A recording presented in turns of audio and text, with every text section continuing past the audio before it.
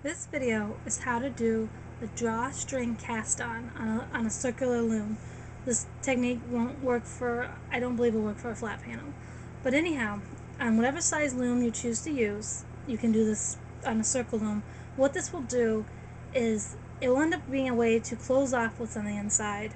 So if you want to make a bag, it would close off the bottom and then just do the bag as long as you'd want.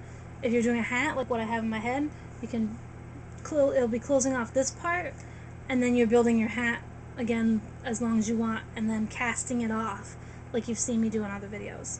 So in order to see what I'm going to do, I'm going to zoom in because it's a little tricky. Okay, so I anchored it on the anchor peg with a little slip knot, and then you're going to grab the string and you're going to work your way. Okay, if it would cooperate. You're going to work your way a little different than you normally do. You're working behind that first peg, up, down, in between them, back and forth. Okay? You're working your way so it's back and forth. So it looks like that. Then what you're going to do is lay this strand in front of the strand that you already just put on there. Kind of push the bottom row down, and you're laying it on top of it. Then wherever there are two strands, this doesn't have two strands, leave it alone. This one does, so knit it over. This one doesn't, leave it alone. This one does, so knit it over. Doesn't, does. Okay. Doesn't, it does, so that one doesn't. This one does. I mean, that's all you're doing the first row here.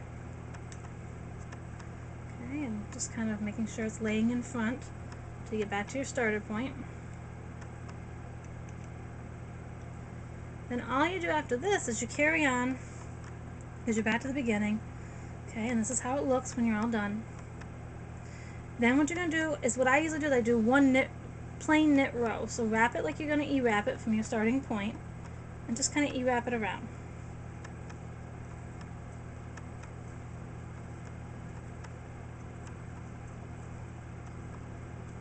Okay, so you're back to the beginning.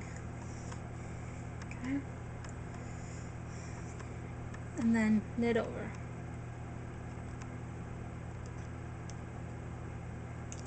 And this should create, you'll have to do a few rows to see whether it's going to work the way you want it to or not. If it doesn't work right, then just go back to the first step, because I messed up the first step a couple times myself. So just go back to that first step and see. But a sure way to see whether it's working is when you get down a little ways, and I'll do a couple more knit rows to show you. Just quickly go around and E-wrap it. Okay, oops.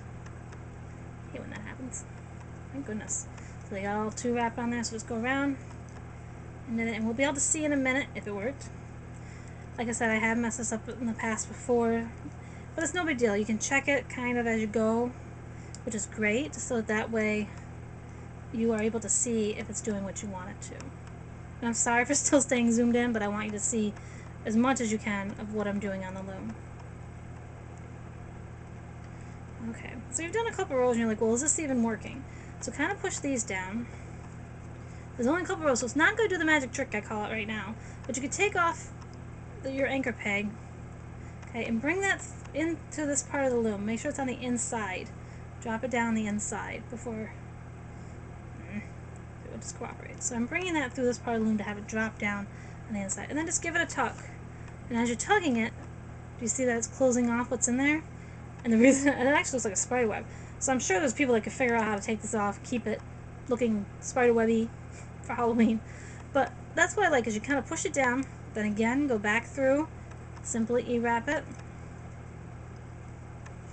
Because your idea is you don't want the hole. So this is a way to test as you're going along. And then once you kind of get it so that it is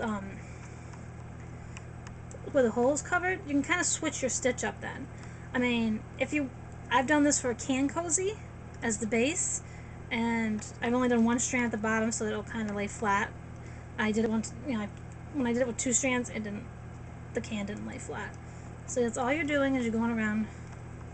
Okay, and you get another row done. So you're like, well, is that going to help? So push these down, So all at the bottom. And then pull your little magic string here. And see, it's closing it off and kind of creates that little weird design.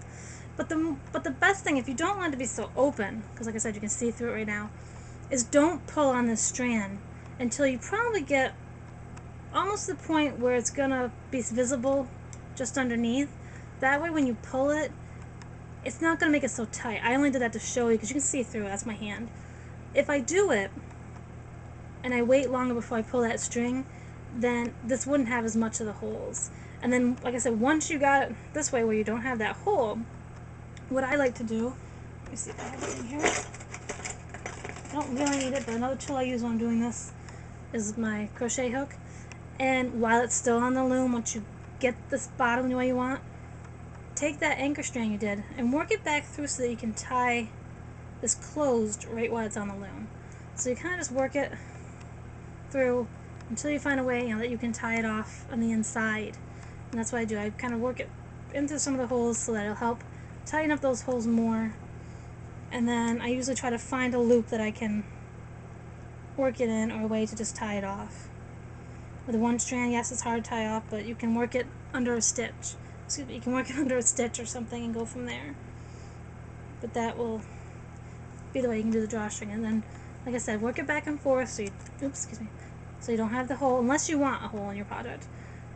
And then just find a way to close it off. I would suggest to tie it off on the inside, because this is going to be the inside of your project.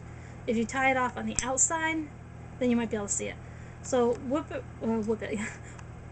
through so it's on the top.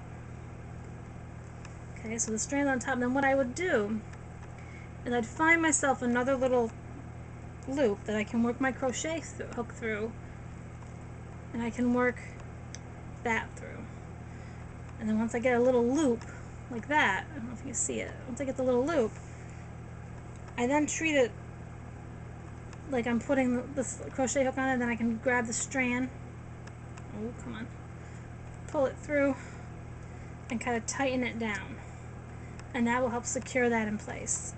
But that's just all what the drawstring is. And like I said, I used it on this hat, and I've used it on, it's the wrong way. I just want to see a little closer. That's what it looks like. Alright, so I've used this technique on the hat I'm wearing, on bags, on cup cozies.